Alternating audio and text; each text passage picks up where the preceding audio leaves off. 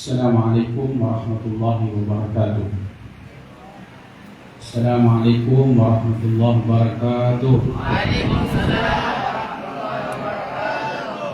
Mungkin aku kalau sudah sama kadang tak jawab kan? Insyaallah. Habib para muslimin. Insyaallah kita ucapkan ahlan wa sahlan wa marhaban bikum kalian saudara semua. Sebenarnya majlis ini tidak direncana dengan jadual yang betul, tapi alhamdulillah atas silaturahim Yayasan Al-Jalami Tuan Guru Hafiz Samad dengan berkah Maulid malam semalam, alhamdulillah saudara Harun sudah hadir di tempat kami. InsyaAllah ta'ala dengan tidak membuang masa, saya menjemput saudara Harun untuk menyampaikan nasihat dan tausiah dalam masa 40 minit saja, insyaAllah.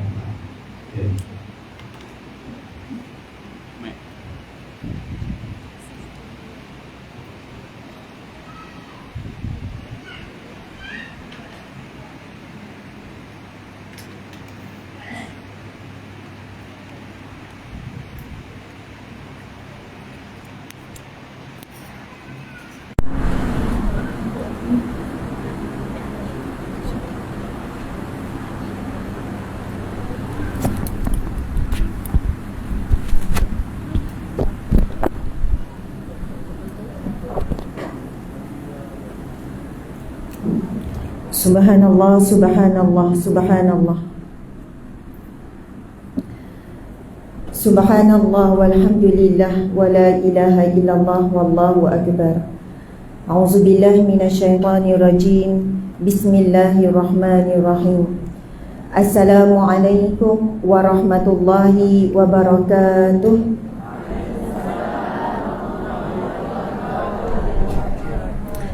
Alhamdulillah Alhamdulillah. Masya Allah, jelas tak suara saya ya? Jelas ya? Muslimin, muslimat yang dihormati, yang dikasihi, mudah-mudahan kita semua dalam rahmat dan kasih sayang Allah Subhanahu wa ta'ala. InsyaAllah bagi memulakan majlis ilmu kita, mudah-mudahan majlis ini diangkat oleh Allah Subhanahu wa ta'ala menjadi salah satu taman syurganya di atas muka bumi Allah. Bukan semua majlis ilmu itu diangkat menjadi taman syurga Allah, kerana di sana ada beberapa ciri-ciri ataupun syarat-syaratnya untuk sesuatu majlis ilmu itu diangkat menjadi riyadul jannah yang disebut di dalam hadis Nabi sallallahu alaihi wasallam. Jadi kita mengharapkan kita bersama-sama menjadi dan menjaga adab di dalam majlis ini supaya berterusan kita kekal di taman syurga Allah. Mudah-mudahan dengan itu Allah juga memilih kita untuk berada di taman syurganya yang sementara di akhirat kelak. Jadi kita nak mulakan dengan bacaan Al-Fatihah. Namun muslimin muslimat, asbab subhanallah keikhlasan pengasas iaitu almarhum Tuan Guru Datuk Haji Minhad bin Haji Hashim yang telah pergi lebih kurang 2 tahun yang lepas. 2 tahun yang lepas. Pengasas kepada tempat ini iaitu Tuan Guru Datuk Haji Minhad bin Hashim, Pertubuhan Kebajikan Al-Muhibbin. Subhanallah, Allahu Akbar. Di sebelah saya, subhanallah, dek boleh tunjuk ya. Ini adalah isteri. Subhanallah, kekasih hati, cinta sejati sampai ke syurga ilahi. Subhanallah. Isteri kepada arwah Tuan Guru yang menjadi pengasas kepada Al-Muhibbin. Saya sebutkan begini, orang Melaka semua dah tahu. Dan nama Al-Muhibbin ini juga masyhur. Saya memang dengar. Tetapi inilah rezeki yang Allah berikan kepada saya pada waktu yang tepat untuk berada dan sampai di sini. Di sebelah ini menantu kepada arwah. Dan sana Ustaz Hadi adalah dek tunjuk. Sebenarnya tujuan saya nak kenalkan kepada sahabat-sahabat di FB.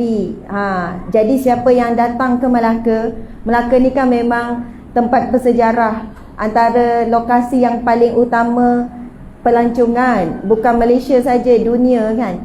Jadi sahabat-sahabat yang turut melihat di FB di merata-rata di seluruh negara ni, bila datang ke Melaka jangan lupa menyinggah di tempat yang sangat barakah ini.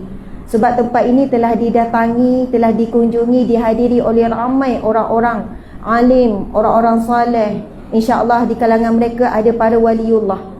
Dan orang-orang soleh, para waliullah ini, dia bukan semudahnya untuk sampai di tempat-tempat. Ramai yang jemput tapi bukan semua tempat mereka akan sampai dengan izin Allah, dengan kehendak Allah.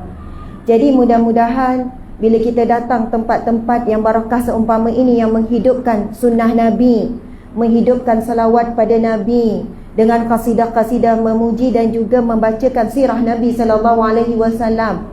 Kan di sini hati-hati disuburkan dengan rasa cinta kepada Nabi Muhammad sallallahu alaihi wasallam, dan paling utama cinta kepada Allah dan cinta kepada agama ini. Maka insya-Allah dengan datang pun kita dah rasa perasaan yang berbeza. Sudah tentu berbeza dari sudut auranya, dari sudut rohnya. Kita pergi ke tempat-tempat yang lara, yang maksiat, tempat-tempat yang menguji hawa nafsu kita, contohnya shopping kompleks dan sebagainya. Sebab itu ada orang bila sampai tak tahu daripada mana terus rasa tenang, kerana mudah-mudahan tempat ini dipenuhi oleh para malaikat Allah yang mendiami, yang selalu turun untuk bersama-sama dengan al-mukhlisin lahuddin, orang yang sangat ikhlas dengan agama. Jadi alhamdulillah, kita nak mulakan dengan bacaan Al-Fatihah.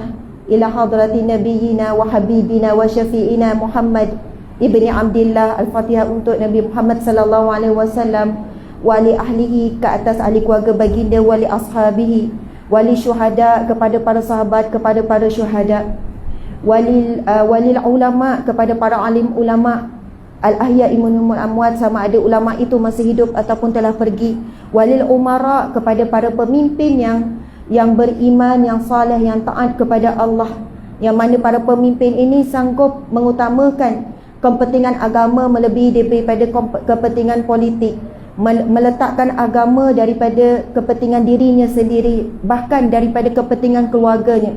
Dan ulama dan umarak seperti ini masih ada. Jadi kita doakan kekuatan buat mereka.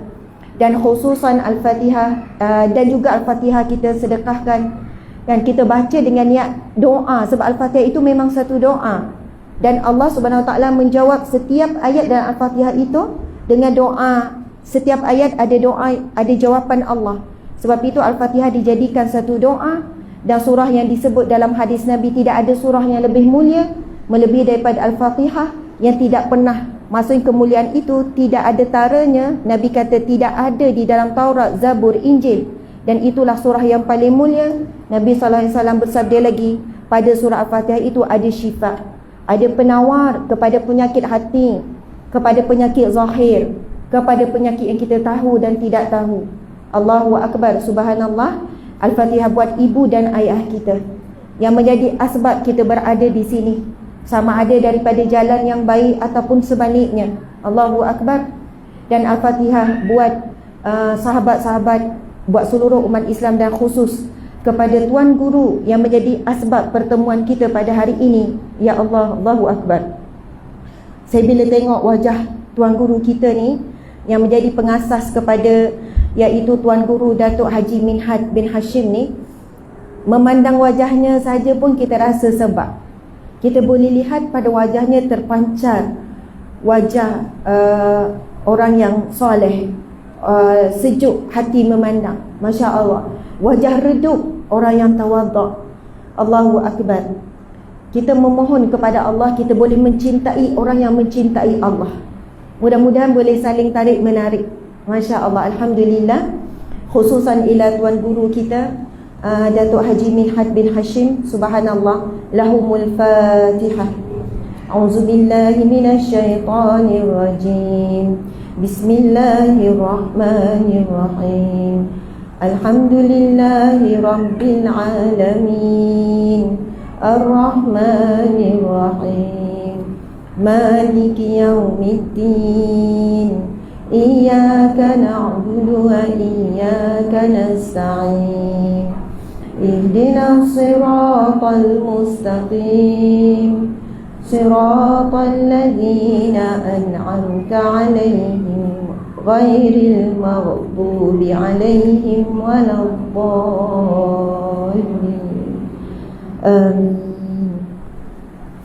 Amin. Amin ya rabbal alamin. Subhanallah, alhamdulillah. Saya mohon izinnya Hajah, Ustazah di sebelah saya dan Ustaz Hadi, saya segan ni nak bercakap di hadapan orang-orang alim, orang-orang soleh. Saya rasa sangatlah kerdil. Di hadapan saya juga ini ramai wanita-wanita yang alim, yang alimah. Ni anak-anak yang lebih alim ni, hari-hari belajar Al-Quran, belajar kitab-kitab turas, belajar kitab-kitab jalan-jalan tariq, jalan-jalan orang-orang yang soleh. Subhanallah, Allahu Akbar. Okey dik, kamu boleh fokus daripada Ustazah, lepas tu kamu pun dijemput duduk. Subhanallah, sebab belah sini kan intai-intai tu ha. Alhamdulillah, muslimin muslimat, masa yang tinggal 30 minit saja lagi. Subhanallah. Sebenarnya malam tadi pun ada ujian juga dalam program malam tadi. Kita tak naklah sebut secara terbuka. Lalu diberi amaran yang lebih keraslah hari ini. Ini ujian dan fitnah akhir zaman. Ujian dan fitnah kepada agama kita. Jadi walaupun kita rasa nak berkeras contohnya kan, kita masih lagi ada mempunyai sifat adab dan akhlak yang tinggi, supaya kita mudah untuk meneruskan majlis-majlis ilmu seumpama ini. Masya Allah. Jika di tempat lain tidak ketat SOP-nya, kita tak perlu buat perbandingan. Biarlah kita tidak menjadi satu fitnah kepada agama dan kepada Islam itu sendiri, agama, dan kepada diri kita, insya-Allah. Alhamdulillah, Ustaz Adi dah bagi saya 40 minit. Dia dah pesan kat belakang Ustazah 40 minit saja. Jadi tinggal 30 minit, mukadimah dah 10 minit. Masya Allah. Jadi Ustazah 11.30 ke kena berhenti dalam 11.40 ha? Ustazah pun tak berapa nak angguk kan. Masya Allah. Ya betul lah, kita mula pukul 11 kan, 11.10 kat 40 minit, 11.40 dan 9.45 macam tu. Okey, memang tidak diberikan apa-apa tajuk untuk disampaikan pada pagi yang barakah ini di bulan Rejab yang mulia ini. Tapi saya ingin membawa tajuk sempena buku yang terbaru. Jadi buku yang terbaru yang baru siap 1 minggu keluar. Tajuk buku ini ialah Hijrahku ini sebenarnya untuk siapa? Berkenaan dengan hijrah. Jadi bolehlah Yatim edarkan buku ini. Siapa yang anda boleh pegang dan tengok, sebab saya setelah dipesan, memang ini bukan kitab, ini buku, tetapi daripada rujukan pembacaan kitab-kitab dipermudahkan untuk orang awam memahami.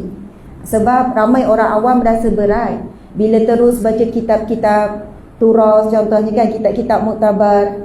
Jadi buku-buku seumpama ini sebenarnya mempermudahkan kefahaman. Tapi kalau mampu naik level baca kitab-kitab turas tu, kitab-kitab muktabar yang sebagaimana di sini pengajian, itu level yang lebih baiklah. Jadi subhanallah, mana ya Ustazah tak nampak lagi buku ini diedarkan? Lepas tu tak sampai? Di mana tu terhenti? Dekat highway.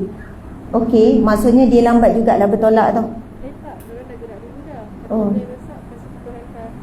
Okey, yelah maksudnya lambat juga sebab bukan jauh sangat, lambat juga kereta selepasnya itu pergi backup.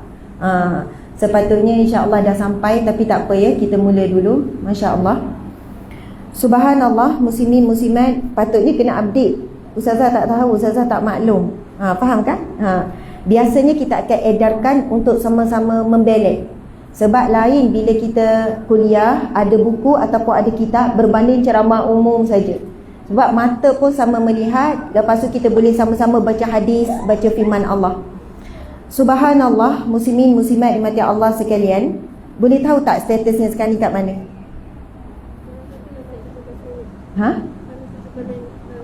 Lebih kurang dari 15 minit. Nanti dia orang sampai, dia terus edarkan. Okey, subhanallah, buku ini membawakan tema hijrahku ini sebenarnya untuk siapa? Hari-hari sebenarnya kita buat hijrah. Hijrah dari sudut bahasa dalam buku ini diterangkan maksudnya berpindah.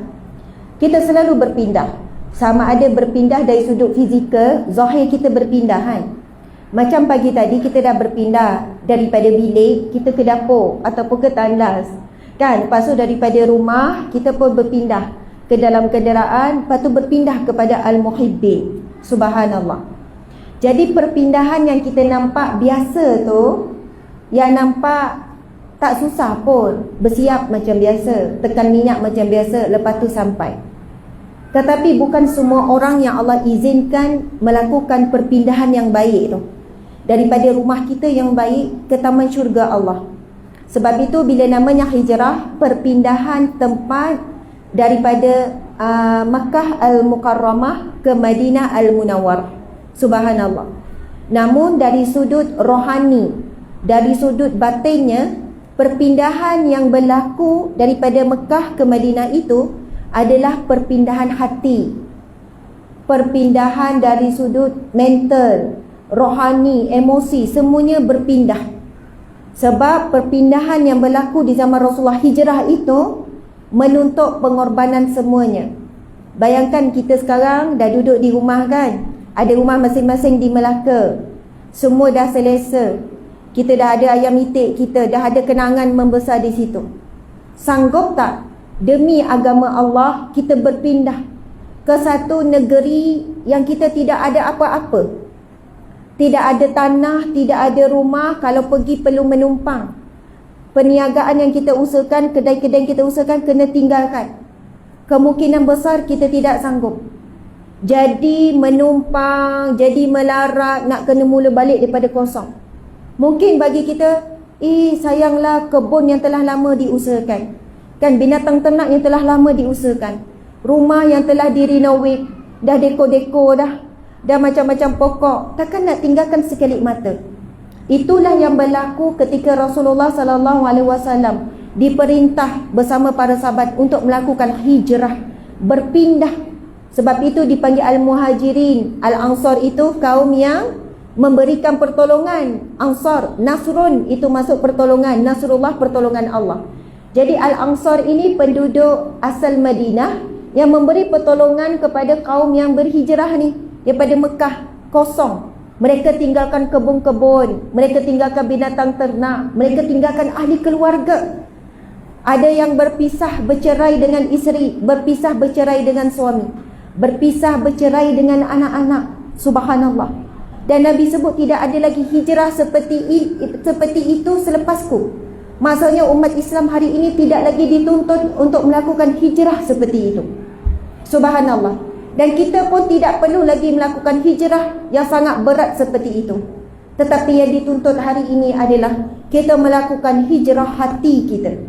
Kita masih duduk di rumah yang sama, boleh pakai kenderaan yang sama, tak perlu ubah. Kenderaan sekarang rasa besar dan sebagainya, takut riak, ujub apa semua, kena tukar kenderaan yang kecil, yang lama, yang second hand. Kita tidak perlu nak mengubah sampai tahap itu. Kalau kita nak ubah tak ada masalah.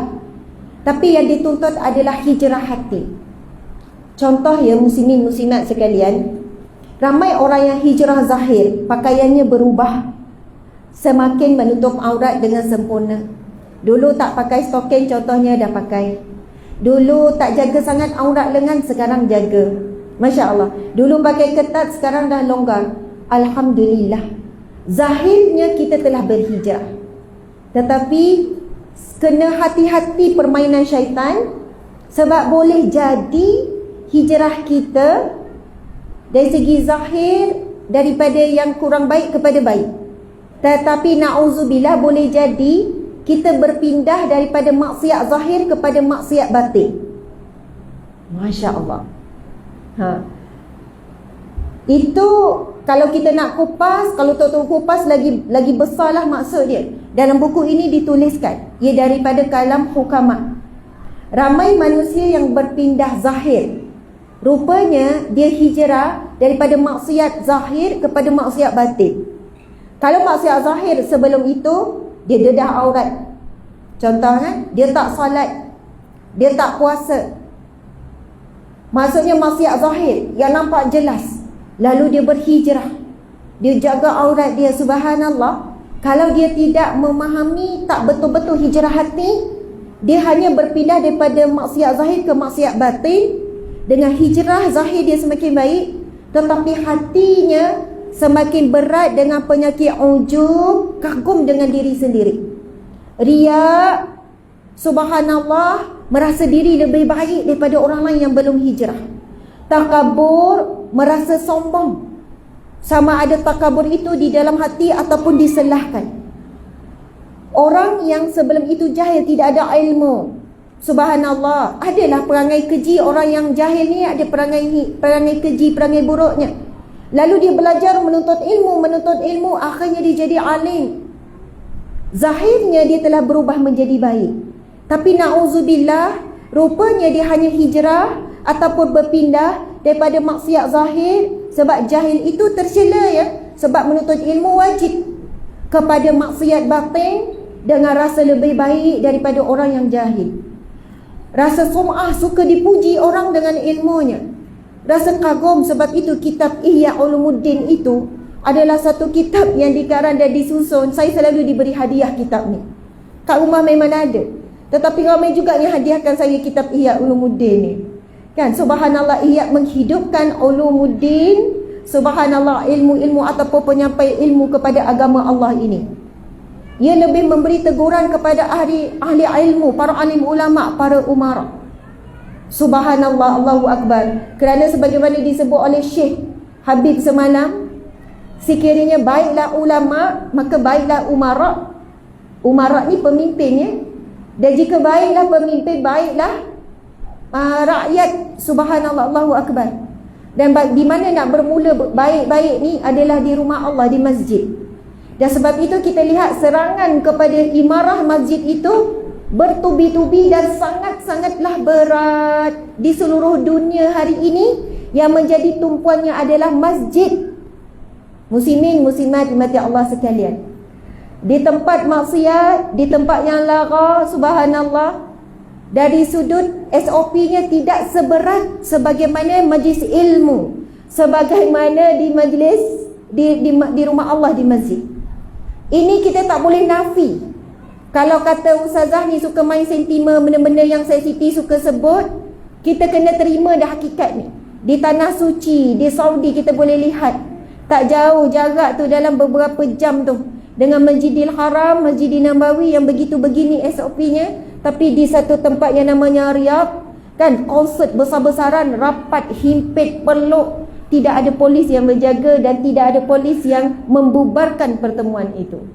Subhanallah, kita boleh nampak sebenarnya mas dibuka secara terbuka di restoran, di kedai makan. Tidak ada halangan, duduk dekat-dekat. 1 jam nak lepak, 2 jam nak lepak, 3 jam nak lepak. Ada orang larang tak?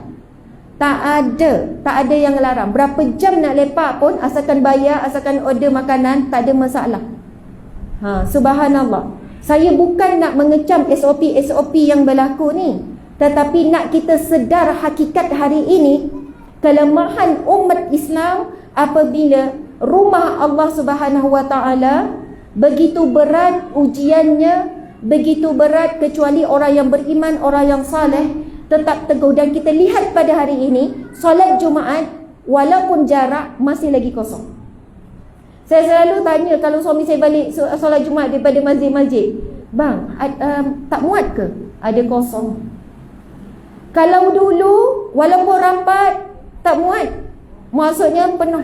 Maksudnya semakin ramai hari ini kaum lelaki kita tak solat Jumaat dan tak rasa berdosa dan tidak berusaha langsung untuk pergi solat Jumaat selepas hampir 2 tahun tak solat Jumaat. Bagaimana seorang suami dan seorang ayah yang sepatutnya melindungi keluarga daripada api neraka Allah ini menjalankan tanggungjawab dan amanah, sekiranya diri sendiri sudah pun jauh tergelincir. Apatah lagi bila tanya solat fardu, kosong masjid, surau pun kosong dan sebagainya. Subhanallah, Allahu Akbar. Sebab itu nak melihat sesuatu tempat atau satu ummah ataupun satu kampung ataupun satu negeri itu hatinya kuat atau tidak dengan agama Allah, lihat masjid dan surau je. Bukan lihat dari segi pakaian ke, dari segi itu, dari segi ini, dari segi bangunan yang besar yang menjadi lambang kepada kekuatan agama Islam. Ada bangunan itu, bangunan ini dan sebagainya. Tetapi para ahli ulama kata, lihat masjid ataupun surau di satu kawasan. Daripada situ kita boleh menilai sama ada hati manusia yang hidup di situ hidup ataupun mati. Hidup ataupun mati hati. Hati nurani. Bukan hati ni banyaklah terbahaginya. Hati itu hidup atau mati dengan Allah, dengan agama ini. Boleh lihat sejauh mana imarah masjid ataupun surau yang berada. Jadi subhanallah, Allahu Akbar. Mudah-mudahan kita harus sedar saat ini peranan ibu-ibu muslimat yang ramai hadir ini, Masya Allah. Peranan muslimat, peranan isteri, peranan ibu sangat besar. Sangat besar. Boleh memberi perubahan yang besar kepada ummah. Kita sebagai seorang wanita, kekuatan kita doa. Doa ibu ini makbul.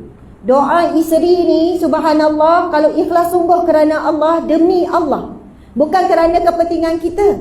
Kadang-kadang kan kita sebut, bang, awak pergilah solat masjid, seronoklah saya. Itulah impian saya, nak ada suami kaki masjid. Saya malulah awak tak pergi masjid dah tua-tua macam ni. Subhanallah, bukan salah pun ayat tu. Cuma satu sudut kita muhasabah, kita bimbang, kita mengharap suami tu berubah kerana kita, kerana kehendak kita, kerana kita akan rasa seronok, kita gembira. Salah ke nak ada perasaan tu? Tak salah. Tapi lebih baik ibu-ibu sekalian, kita doa dengan Allah, minta dengan Allah, ya Allah, jadikanlah suamiku ya Allah yang mencintai rumahmu ya Allah.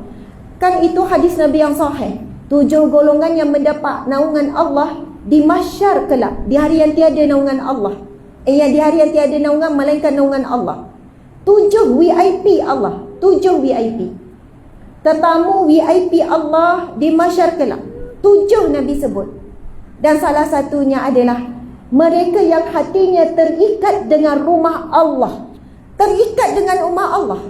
Mereka ini di mahsyar lagi diberikan nikmat-nikmat syurga walaupun belum dihisab. Dia berikan pakaian daripada syurga, tidak diazab di mahsyar. Hisabnya mungkin tanpa dihisab, tanpa diazab, terus masuk ke syurga. Salah satunya adalah mereka yang hatinya Nabi sebut terikat dengan rumah Allah.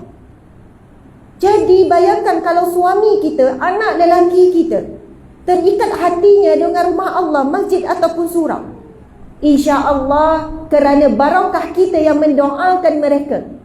Ustazah, makcik tak pergi sangat jaga cucu. Ustazah, saya pun tak pergi sangat masjid surau. Sebab apa? Ada anak kecil. Ada anak kecil kan, 2 tahun, 5 tahun, 4 tahun, 5 tahun.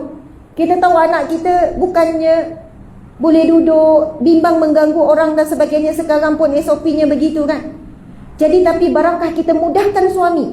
Bang, 5 minit lagi ni, siapkan pakaian dia, siapkan pakaian anak-anak lelaki, tukar-tukar sekarang gini-gini. Lepas tu hasil daripada doa kita, ya Allah jadikanlah kan lelaki yang berada di rumah ini, ya Allah, mereka yang mencintai rumahmu, ya Allah, mencintai masjid, mencintai surau. InsyaAllah walaupun kita bukan yang melangkah pergi ke rumah Allah, kita juga akan menjadi VIP Allah. Di mahsyar kelak dipanggil oleh Allah Subhanahu wa taala. Dan salah satu lagi VIP Allah di mahsyar ialah hadis Nabi yang sahih. Nabi bersabda, sesungguhnya di mahsyar kelak Allah Subhanahu wa taala akan memanggil, di manakah hamba-hambaku, di manakah hamba-hambaku yang saling mencintai keranaku? Aku ingin berikan naunganku di hari tiada naungan melainkan naunganku. Jadi isteri yang mendoakan kebaikan suami, suami doakan kebaikan isteri, ini mereka yang saling mencintai kerana Allah. Doa kita tu memang demi Allah, kerana Allah. Ya Allah, ya Allah, jadikanlah anakku, jadikanlah begini-begini. Sehingga kan kalau hingga saat kita nak mati sekalipun, kita belum nampak suami kita pergi masjid, anak kita masih kuat lagi main game, anak perempuan kita belum tutup aurat dengan sempurna, kita tidak pernah kecewa dan berputus asa dengan Allah. Allahu Akbar. Malam tadi ada seorang ibu kan, Allah beri peluang bercakap lama sikit dengan saya. Masya Allah. Ini bukan, janganlah pula ibu tu terasa ya, mungkin ibu tersebut ada ni saat ni kan. Masya Allah. Dia kata, Ustazah, macam mana ya Ustazah, kenapa doa seorang ibu ni lambat makbul? Dia seorang ibu lah kan. Kenapa lambat makbul? Bukankah doa ibu ni makbul Ustazah kan? Kenapa lambat ya doa saya Allah makbul? Macam tu. Dan dia ada sebutlah contoh ya. Dia sebut, saya sebut contoh kan, Masya Allah, Ustazah, saya kan bila tengok anak-anak orang lain sejuk mata, saya nak anak saya macam tu juga. Saya doa, saya bangun tahajud Ustazah, saya buat itu buat ini, tapi Allah belum makbul. Bila saya tengok anak-anak orang lain, dia sebutlah dari sudut begini-begini, tapi anak saya Ustazah begini-begini. Saya kata, makcik, saya panggil dia, saya panggil hajah lah. Saya tengok lah, saya tak panggil makcik, kakak ke, saya panggil ibu ke, macam tu lah. Hajah lah. Hajah, saya kata hajah macam ni, besarnya pahala hajah, kerana pahala doa itu sangat besar. Dan Allah tangguhkan doa hajah, dan hajah terus berdoa, subhanallah, dengan sabar. Hajah dapat pahala doa, pahala sabar berdoa, pahala bersangka baik dengan Allah, pahala tidak putus asa dengan Allah. Maksudnya dengan Allah menangguhkan doa hajah ini, hajah mengumpul banyak pahala. Bukan pahala doa saja, pahala bersangka baik dengan Allah, tak putus asa dengan Allah, pahala menunggu, sabar menunggu doa dimakbulkan. Kalaulah kita doa hari ini, Allah terus makbul hari ini, di mana pahala sabar kita? Di mana mujahadah kita bersangka baik dengan Allah? Di mana mujahadah kita untuk tidak berputus asa dengan rahmat Allah? Allahu Akbar. Lepas tu kan, Masya Allah, ialah seorang ibu yang susah hati kan, dia tanya lagi, Ustazah, berdosa ke saya? Sebab ada di kalangan anak saya belum tutup aurat dengan sempurna. Saya takut esok ditanya oleh Allah. Saya pun tanya balik dia, hajah dah nasihat? Dah. Hajah dah doa? Dah. Hajah dah beri didikan? Dah. Jadi insya-Allah hajah telah melaksanakan tanggungjawab dengan terbaik. Hajah tenang-tenang sahaja, sebab Allah tidak akan menghakimi kita, tidak akan mengadili kita melebihi daripada kadar kemampuan kita. Ya Allah akan adili kita adalah usaha kita. Tentang hasil itu kurniaan daripada Allah. Allah beri tidak cepat, tidak lambat. Allah beri waktu yang tepat. Dan boleh jadi waktu yang tepat itu setelah kita mati. Anak, suami, isteri kita berubah. Kerana Allah nak jaga hati kita. Boleh jadi jika saat kita hidup, anak suami kita berubah, kita jadi riak. Kita jadi riak. Ustazah berkat, hari tu saya pergi umrah, balik anak terus berubah. Ustazah, saya setiap malam tak berhenti tahajud sekian-sekian. Saya pernah dengar cerita-cerita seperti ini sampai ke telinga. Subhanallah, bila Allah izinkan hasil daripada usaha dia, doa dia, munajat dia, Allah izinkan terlihat waktu dia hidup, susahnya mujahadah daripada dia memuji dirinya, daripada meninggikan dirinya. Kadang-kadang itu Allah jaga, Allah jaga. Saya selalu memujuk hati saya begitu. Arwah ayah saya tak sempat melihat saya melakukan kerja dakwah seperti hari ini. Tetapi yang mendidik, yang mengasuh, yang membentuk dan yang mengajar cara saya berceramah adalah arwah ayah. Ketika saya nak berhenti jawatan penolong pengarah, bahagian halal, penolong pengarah bahagian undang-undang keluarga, ada jawatan kan? Di JAKIM, di Jabatan Agama. Yang memberi sokongan kuat arwah ayah. Arwah ayah kata, Asma buat kerja dakwah. Bila saya nak berhenti, saya telefon ayah. Ayah, Asma tak mudah ceramah, Asma malu, Asma tak kerti nak ceramah. Asma sendiri tak faham apa Asma cakap, orang depan lagilah tak faham.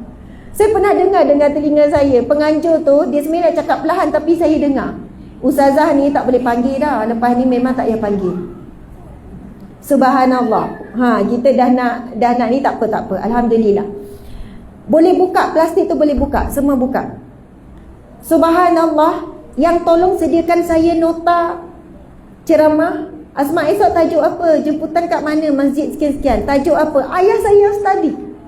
Lepas tu telefon berjam-jam. Okey, Asma kena hafal dalil ni. Okey, buka ni. Okey, tafsir yang ayah bagi tu ada. Okey, gini, ayah saya bukan ustaz. Ayah saya seorang yang berniaga, peniaga, businessman yang berjaya. Alhamdulillah, banyak perniagaan dia, restoran sampai banyak. Tetapi seorang yang suka menadah kitab dengan guru-guru. Pergi belajar sana, pergi belajar sini. Kalau ikut sejarah, tuan guru yang jadi pengasas ni juga begitu kan? Anak-anaknya pun ramai begitu, subhanallah, Allahu Akbar. Akhirnya dia boleh menulis, baca kitab. Subhanallah, Allahu Akbar, juga mengajar sikit-sikit. Dan saat selepas arwah meninggal, selepas itulah baru saya mula semakin meluas.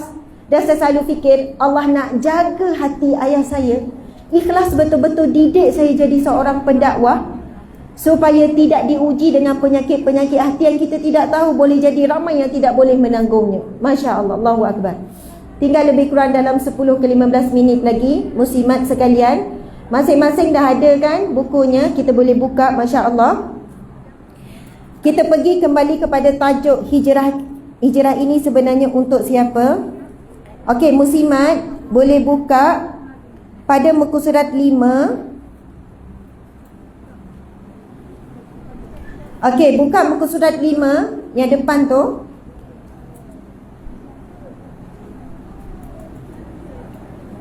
Okey, nampak kan ada gambar tasbih. Okey, buka muka surat yang nombor yang ke-5. Masya Allah. Boleh ya? Buka dah adik. Masya Allah, subhanallah. Okey, kita pergi kepada perkataan hijrah berasal daripada kalimah bahasa Arab hajara yuhajiru hijrah. Jumpa ya? Yang membawa maksud perpindahan dari suatu tempat ke tempat yang lain. Itu dari sudut bahasa. Manakala menurut Ibnu Qayyim Al-Jauziyah, hijrah terbahagi kepada dua maksud. Hijrah dengan tubuh badan dari sebuah negeri ke sebuah negeri yang lain. Sekarang masih berlaku lagi hijrah ni.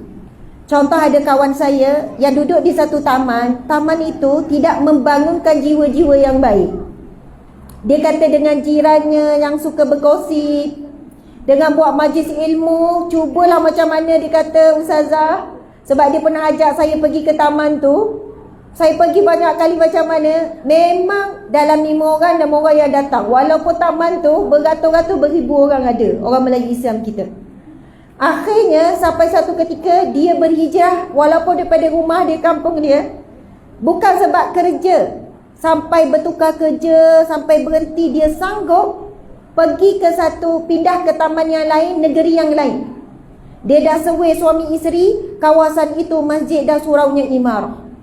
Dia kata dia perlu buat hijrah tersebut demi anak-anak dia, supaya anak-anak dia tidak berada dalam environment yang boleh merosakkan akidah, ibadah dan juga akhlak. Jadi muslimin muslimat, kalau kita berpindah dengan niat tujuan tersebut, maka ia dibenarkan. Bukan maksud putus silaturahim. Ustazah, di situ ramai adik-adik kata putus silaturahim, tinggal. Tak, kita balik ziarah. Jadi berpindah tempat ke tempat tu masih ada. Dah ramai sebenarnya. Saya pun hijrah juga daripada Terengganu ke Negeri Sembilan kan. Subhanallah. Hijrah dengan hati kepada Allah dan Rasulnya, iaitu hijrah dengan hatinya daripada cinta selain Allah kepada cinta kepadanya. Subhanallah. Muslimat, kita boleh mencintai suami, boleh cintai anak, boleh cinta kawan-kawan, boleh mencintai anak. Dah sebut kan. Boleh tak cintakan kereta? Sayang tak kereta masing-masing? Kalau tak sayang, balik ni semua balik dengan Grab ya, tinggal kereta kat sini ya. Boleh tak tinggal kunci dekat Al-Muhibbin, kasih je kat Muhibbin, Al-Muhibbin nanti jual, boleh buat lagi tambah-tambah. Salah ke sayang kereta? Tak salah. Subhanallah. Bahkan kita dituntut menjaga harta kita, dituntut. Memang dituntut menjaga harta ni. Subhanallah. Maqasid syariah, tujuan hukum syarak ni antaranya adalah untuk menjaga harta. Sebab itu ada hukum hakam mencuri, kan? Ada hukum hudud bagi mencuri, bagi perompak, sebab nak jaga bab harta ni lah. Allahu Akbar. Namun hijrah yang dituntut adalah kita sayang diri kita, sayang suami, sayang anak, sayang kawan-kawan, sayang isteri, sayang kereta, sayang rumah kerana Allah. Mudah nak sebut tetapi susah nak buat. Maksud sayang kerana Allah, kita kena ubah rumah kita itu menjadi rumah yang membangkitkan rasa cinta kepada Allah. Sebab itu ada rumah yang membesarkan TV. Dalam rumah sampai setiap bilik ada TV.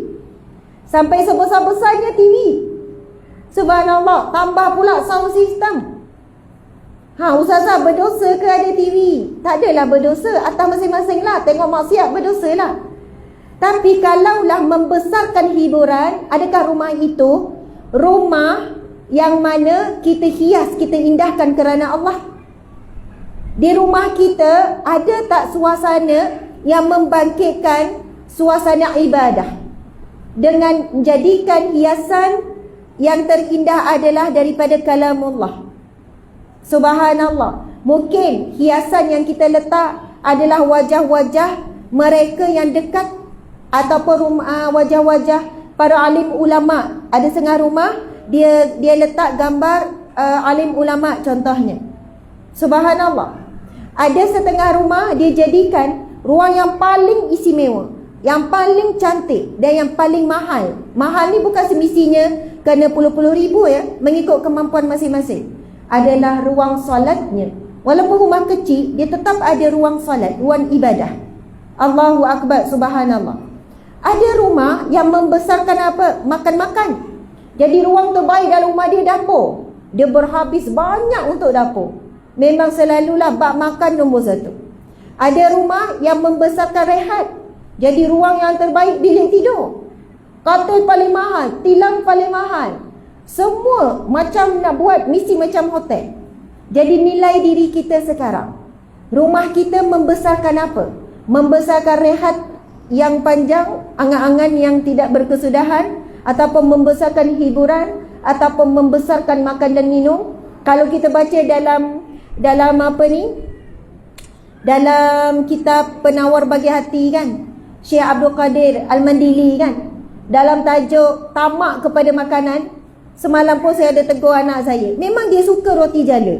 Saya tahu seorang anak ni suka sangat roti jala. Dia tak boleh kontrol diri dia bila nampak roti jala. Maksudnya dia akan makan laju-laju sebab dia nak makan sebanyak mungkin.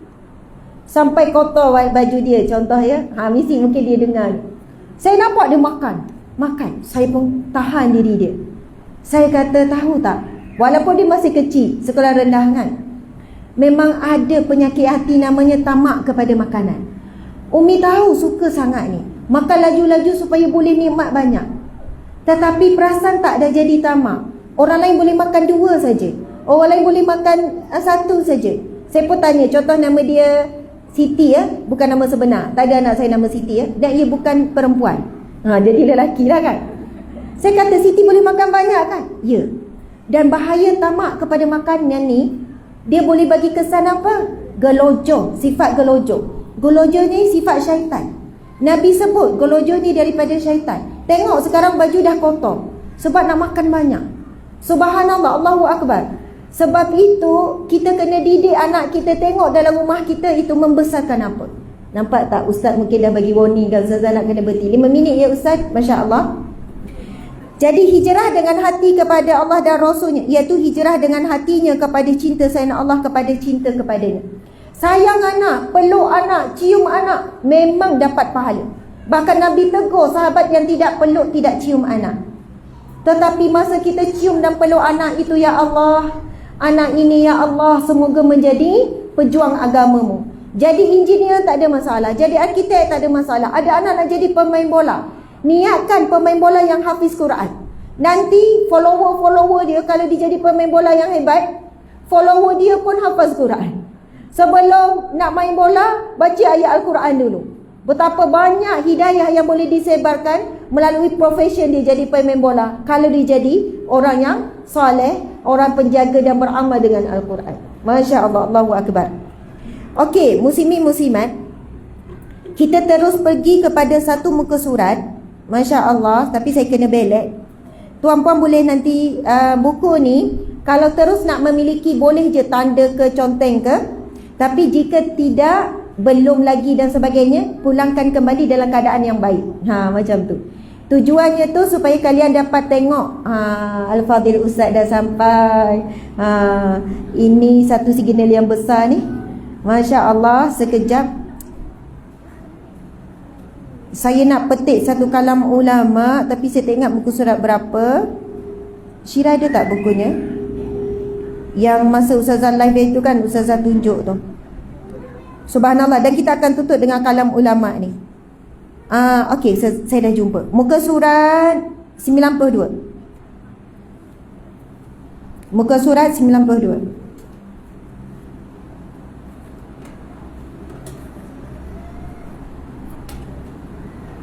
Okey. Muka surat 92, kita tengok muka surat sebelah dia, walaupun tak ada nombor muka surat, tapi 93. Okey. Imam Ibn Qayyim Al-Jauziyah mengibaratkan orang yang beramal tetapi tidak ikhlas kerana Allah Subhanahu wa taala, ibarat musafir yang membawa bekalan batu dan pasir, tidak membawa bekalan yang lain.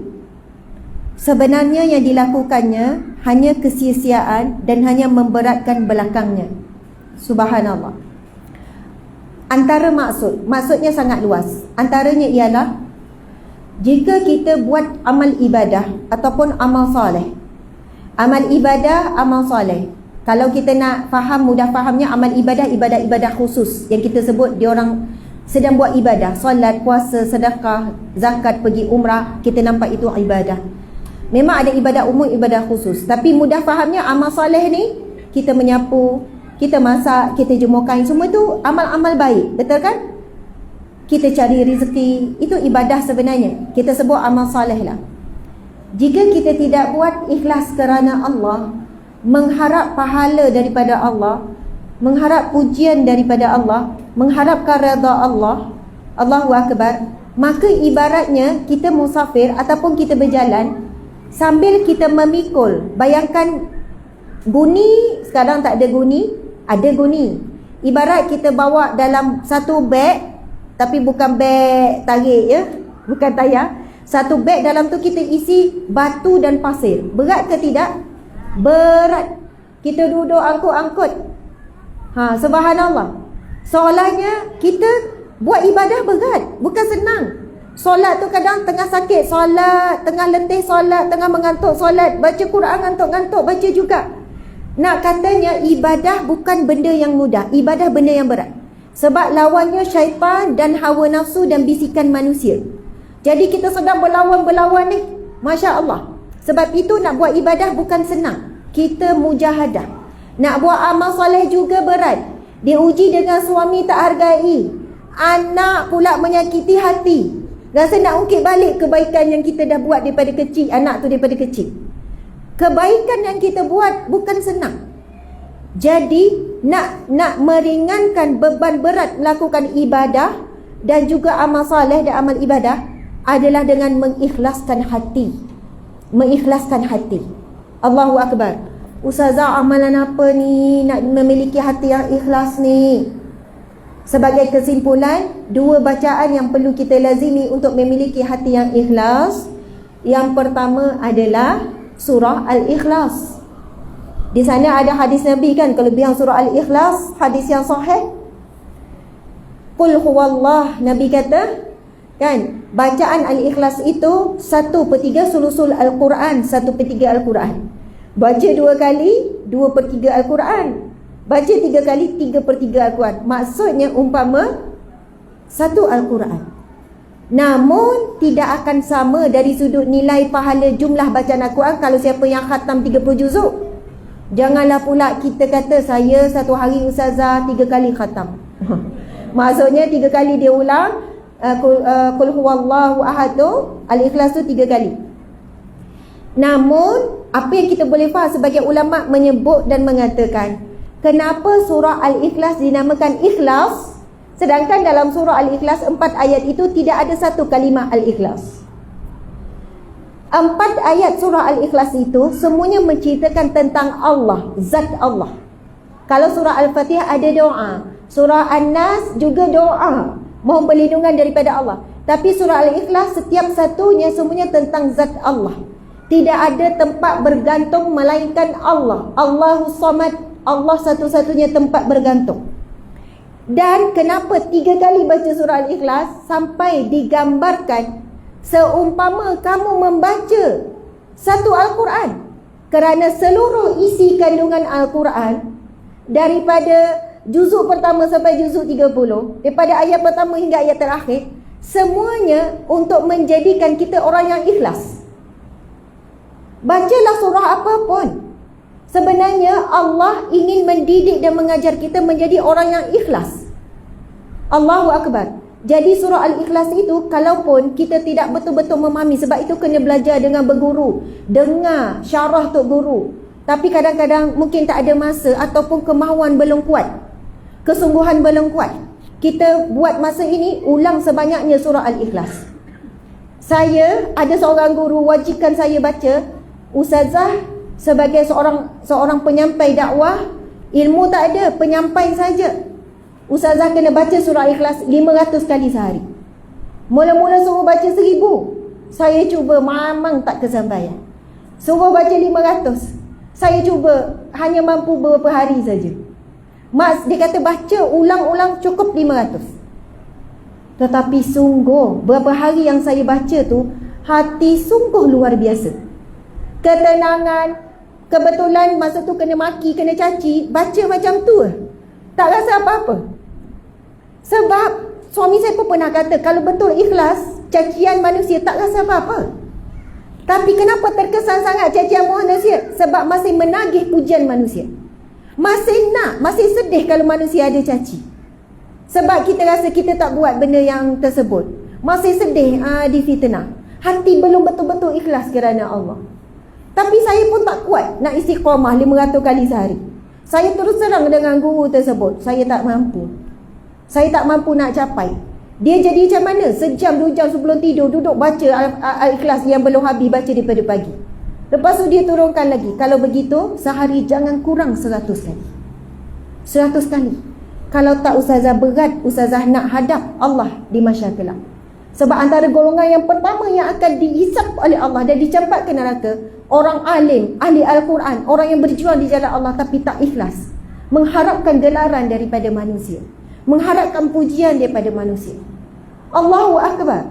Kalau nak syarah surah Al-Ikhlas ni memang besar. Sebab itu ada hari ini hari ini adalah hari, bukannya sambutan kita sebut ya, mengingati pemergian, kewafatan, kematian arwah Tuan Guru Ni Abdul Aziz Ni'mat.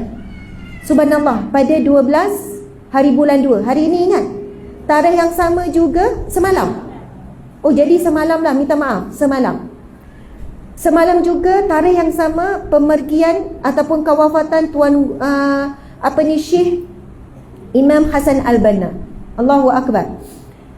Ada tafsir Tuan Guru Ni Abdul Aziz mensyarahkan tentang surah Al-Ikhlas. Panjang lebar. Dengan kita memahami surah Ikhlas, insya-Allah kita jadi orang yang ikhlas. Tapi kita mungkin ya tidak kuat sangat kekuatan nak mendalami ni. Peringkat awal, banyakkan baca surah Al-Ikhlas. Itu jadi sunnah Nabi. Amalan Nabi sebelum tidur ulang 3 kali kan. An-Nas, Al-Ikhlas, Al-Falaq, surah An-Nas, sapu seluruh tubuh. Kita ni nak jadi orang soleh pun wallahu alam. Saya pun banyak maksiat kita. Nabi dijamin syurga beramal dengan surah Ikhlas 3 kali. Allahu Akbar. Yang kedua, itu surah. Yang kedua juga surah. Firman Allah. Qul inna salati wa nusuki wa mahyaya wa mamati lillahi rabbil alamin. Semua hafal ni. Ini doa. Doa apa? Doa iftitah, takbiratul ihram. Tapi sebenarnya itu adalah firman Allah. Dek, tolong cari jap firman Allah surah apa. Mungkin Ustaz ingat ya. Saya tak ingat surah apa, ayat apa. Tapi itu firman Allah. Qul, katakanlah, inna salati wa nusuki wa mahyaya wa mamati lillahi rabbil alamin. Katakanlah, Allah suruh kita berdoa dengan Allah ataupun soalannya itu adalah ikrar kita.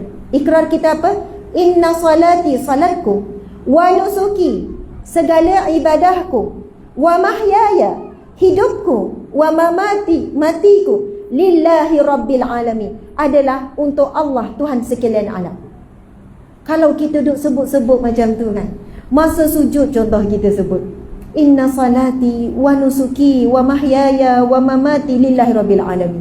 Itu komplit, semua tu komplit. Sesungguhnya salatku dan seluruh ibadahku, nusuki ibadahku.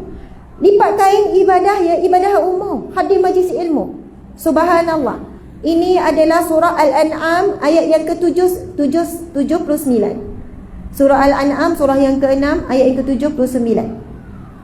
Inni wajjahtu wajhiya lilladzi fatara as-samawati wal ardha hanifan wa ma ana minal musyrikin. Qul, sambungannya lagi. Qul inna salati wa nusuki wa mahyaya wa mamati lillahi rabbil alamin. Surah Al-An'am ayat 162. Itu ada jarak tu, tapi ayat 162 surah Al-An'am itulah doa untuk jadi orang yang ikhlas. Kita mungkin tak perasan sebab doa itu dalam doa iftitah kan. Tapi bagaimana doa iftitah ini Nabi sebut?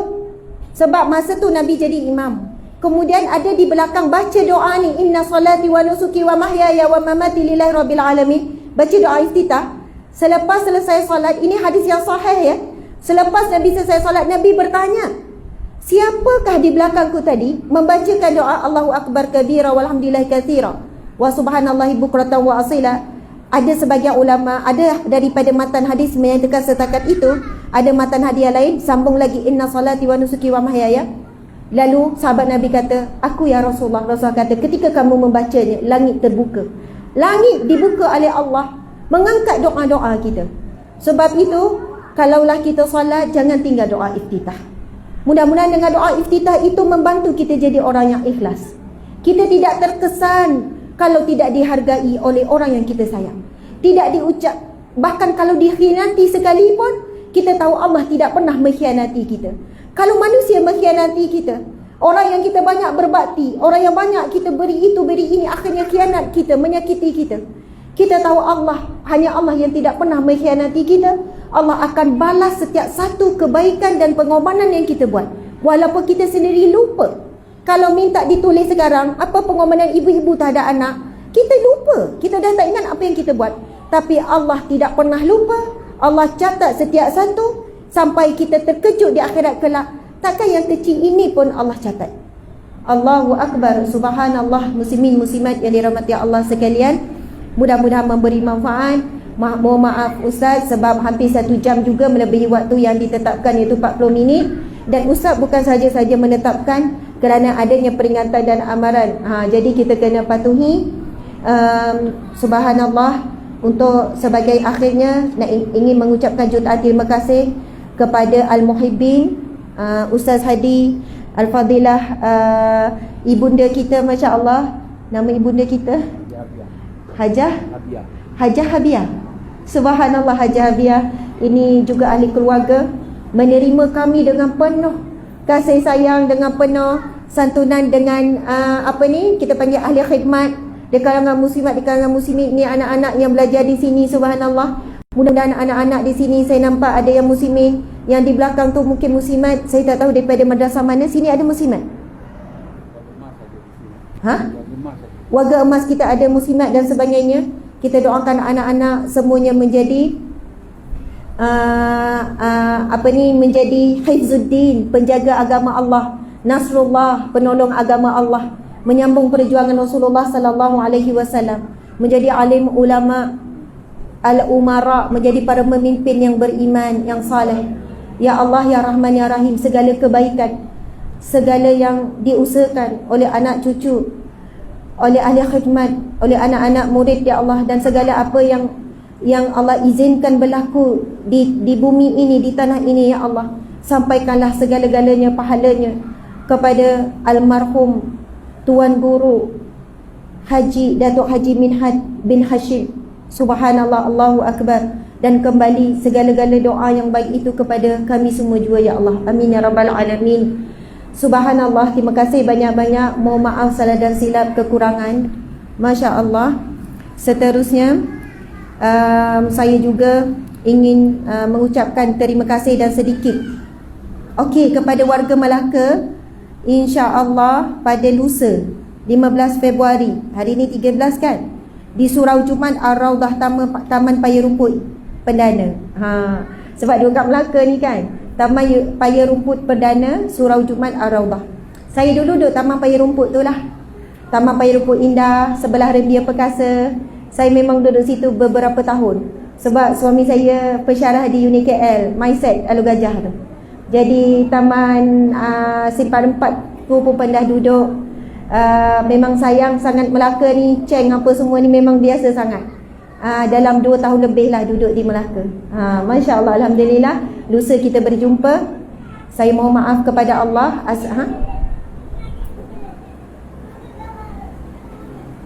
Pukul berapa? Itu kuliah maghrib. Boleh datang untuk kuliah maghrib. Solat maghrib insya-Allah, kuliah maghrib. Mohon maaf dan terima kasih, dan kita sama-sama beristighfar kepada Allah. Astaghfirullahalazim wa atubu ilaih. La haula wala quwata illa billahil aliyyil azim. Aqulu qawli hadza astaghfirullahalazim wa atubu ilaih. Wabillahi taufiq wal hidayah. Assalamualaikum warahmatullahi wabarakatuh. Subhanallah, alhamdulillah. Masya Allah. Ustaz, ada sikit pengumuman, boleh ya? Okey, muslimin mungkin ada di luar. Masya Allah. Ada tim kami yang bawa sikit barang dagangan. Masya Allah. Buku ini adalah salah satu ikhtiar kami juga